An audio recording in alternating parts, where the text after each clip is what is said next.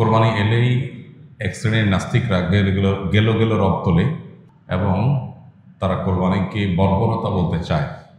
তাদেরকে কি বলবেন?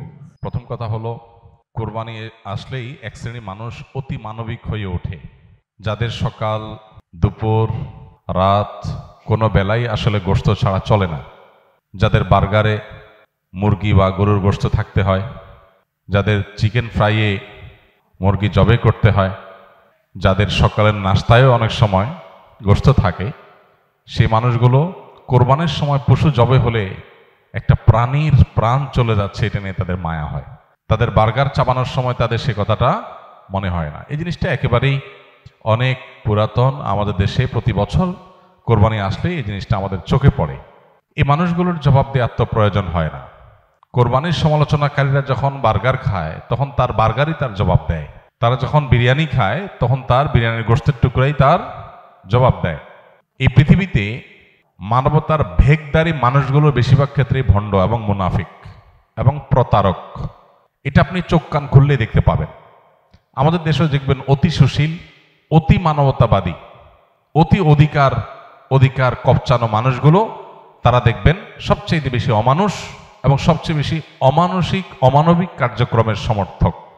আপনি দেখবেন মুসলমানদের রক্ত নিয়ে যদি হোলি খেলা হয় তারপরও তারা চুপ থাকবে, কিন্তু মুসলমান ছাড়া অন্য কারোর পান থেকে চুন খসলেই তারা সেখানে গেলে রব তোলে। তো এই মানুষগুলোর কথাকে বিশেষভাবে আমল দেওয়ার বিশেষ কোনো প্রয়োজন নাই। কোরবানি এটা শুধুমাত্র ইবাদতই না, এর মাধ্যমে শুধুমাত্র আমাদের আল্লাহর সন্তুষ্টি লাভের সুযোগ হয় সেটাই না, এর মাধ্যমে আমাদের আরো বিপুল পরিমাণ উপকারিতা হয়। আমাদের অর্থনৈতিক উপকারিতার কথা যদি আমরা শুধু চিন্তা করি তাহলে 2022 সালে বাংলাদেশে 99,50,763টা পশু কোরবানি হয়েছে। 99,50,763টা পশু কোরবানি হয়েছে 2022 সালে। 2023-এ কোরবানি হয়েছে 1,41,812টা এবং 2024 সালে অর্থাৎ গত বছর কোরবানি হয়েছে 1,04,08,918টা।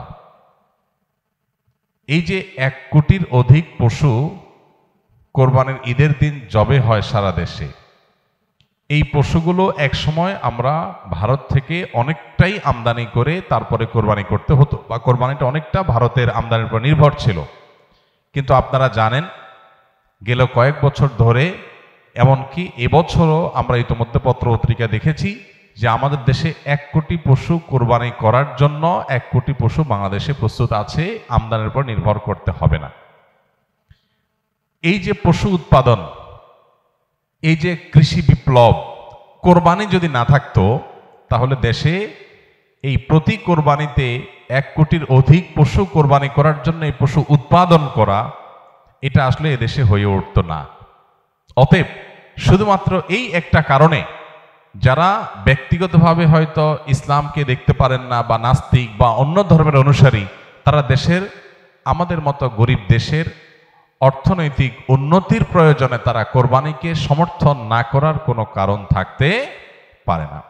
ডয়েচে ভেলের একটা রিপোর্ট কোরবানিকে ঘিরে তারা করেছিল বেশ আগে, সেখানে তারা দেখিয়েছিলেন যে কোরবানিকে ঘিরে, কোরবানির ঈদের এই মৌসুমকে ঘিরে বাংলাদেশে 1 লক্ষ কোটি টাকার লেনদেন হয়। কত টাকা? 1 লক্ষ কোটি টাকা। 1 লক্ষ কোটি টাকার লেনদেন হওয়া, এটা একটা দেশের অর্থনীতির জন্য, মাত্র কয়েকদিনের মধ্যে এই টাকার লেনদেন হওয়া একটা অর্থনীতির জন্য যে কত বিশাল একটা ব্যাপার সেটা বলার অপেক্ষা রাখে না। এদেশের বহু মানুষ গ্রামে গঞ্জে তারা তাদের পুষ্টির যে যোগান, আমিষের যে যোগান, সেটা তারা তাদের উপার্জন দিয়ে সবসময় করতে পারেন না। কোরবানির সময় তারা যে গোশতগুলো পান, এটা দিয়ে সপ্তাহ 10 দিন 20 দিন 1 মাস পর্যন্ত অনেকে তাদের ফ্যামিলির বাচ্চা কাচ্চাদেরকে সাথে নিয়ে একটু একটু করে খেতে পারেন। গর্ভধারণকারিণী মা থেকে নিয়ে শুরু করে একেবারে সর্বস্তরের মানুষের শরীরে বেঁচে থাকার জন্য যে আমিষের প্রয়োজন, সুস্থ থাকার জন্য যে পরিমাণ আমিষের প্রয়োজন, সেটা অনেকে জোগাড় করতে পারেন না। এই কোরবানি সারা দেশের ধনী গরিব সবার বাসায় আমিষের ব্যবস্থা করে। এটা না হলে বহু গরিব মানুষ সারা বছরে তারা আমিষের দেখাও হয়তো অনেকে সেভাবে পেত না। দ্বিতীয়ত, চামড়া শিল্প। গতকালকে সম্ভবত পত্রিকায় দেখেছি যে সম্ভবত বাণিজ্য উপদেষ্টার বরাতে এটা নিউজ হয়েছে যে কয়েক লক্ষ মেট্রিক টন লবণ সরকার মাদ্রাসাগুলোকে দিতে চায় চামড়া সংরক্ষণ করবার জন্য। চামড়া শিল্প, এই চামড়া শিল্প দিয়ে একটা দেশ অনেক দূর এগিয়ে যেতে পারে এটা যথাযথ ব্যবস্থাপনার মাধ্যমে। 1 কোটি পশু যদি কোরবানি হয় মাত্র ঈদের একটা দিনে বা 2-3 দিনে, তাহলে সেক্ষেত্রে এই 1 কোটি পশুর চামড়া দিয়ে কত কিছু না করা সম্ভব শুধু এটার সঠিক ব্যবস্থাপনা করা গেলে। ইতালি সহ পৃথিবীর অনেক উন্নত দেশ আছে যাদের অর্থনীতির অনেক বড় একটা চালিকা শক্তি হলো তাদের জুতা শিল্প, চামড়া শিল্প। তো সেটার একটা বিরাট সম্ভাবনার দুয়ার উন্মোচন করে এই কোরবানি। তৃতীয়ত, কোরবানিকে ঘিরে এই যে 1 লক্ষ কোটি টাকার লেনদেন হয়, এটা শুধু পশু কেনা বেচার ব্যাপার না, এর সঙ্গে খড় যারা কেনা বেচা করে পশুর খাদ্য হিসাবে, শহরের মানুষ খড় কিনতো না সারা বছর, কিন্তু এই উপলক্ষে অনেক অসহায় গরিব সাধারণ মানুষ, অনেক বেকার যুবকরা খড় কিনে সেটা বিক্রি করে বা খড় সংগ্রহ করে সেটা বিক্রি করে, তাদের উপার্জন হয়। এবং এর সাথে ভুসি, খৈল, এমন মৌসুমি বিভিন্ন ব্যবসা হয়।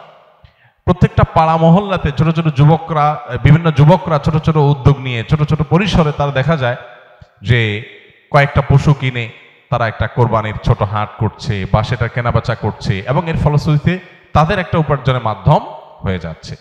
ঠিক একইভাবে গোশত কাটার জন্য আপনার কামার যারা, এই কামারদের সারা বছরে সবচেয়ে বেশি ব্যবসা হয়, সবচেয়ে বেশি কেনাবেচা হয়, কাজ পায় তারা কোরবানির মৌসুমে।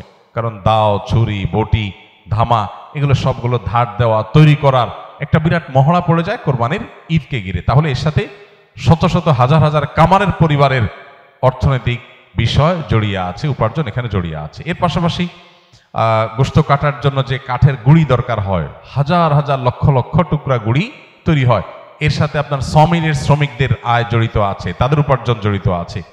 এভাবে যদি আমরা একটু খেয়াল করি তাহলে দেখব যে শত শত হাজারো আইটেমের আপনার উপকারিতা, সুফল এটা কোরবানি থেকে আমরা পাই।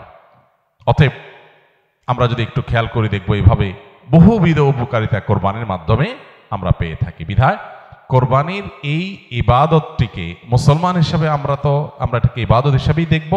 এর পাশাপাশি ইবাদতের বাইরেও এটা আমাদের জাতীয় অর্থনীতিতে যে কত বড় একটা ভূমিকা রাখে সেটা বোঝার জন্য আসলে খুব বেশি পণ্ডিত হওয়ার প্রয়োজন নেই। একটু চোখ কান খুলে তাকালে আমরা যে কেউই সাদা চোখেও বুঝতে পারবো। অতএব কোরবানির বিরোধিতা করা এটা মূলত জাস্ট মুসলমানদের বিরোধিতা করার যে অন্ধ আপনার প্রবণতা আছে, মুসলমানদের বিরোধিতা করার যে একটা প্রবণতা আছে, সেখান থেকে এটা হয়েছে। এর বাইরে এর পেছনে কোনো যৌক্তিকতা নেই এবং তাদের জবাব আমাদের মনে হয় না যে খুব বেশি দেওয়ার দরকার আছে। অতএব কোরবানির ইবাদত যত বেশি সম্পাদন হবে, যত বেশি এটা বাস্তবায়ন হবে, তত বেশি আমরা অর্থনৈতিকভাবে এগিয়ে যাব, তত বেশি এর সুফল সমাজ ভোগ করতে থাকবে ইনশাআল্লাহ।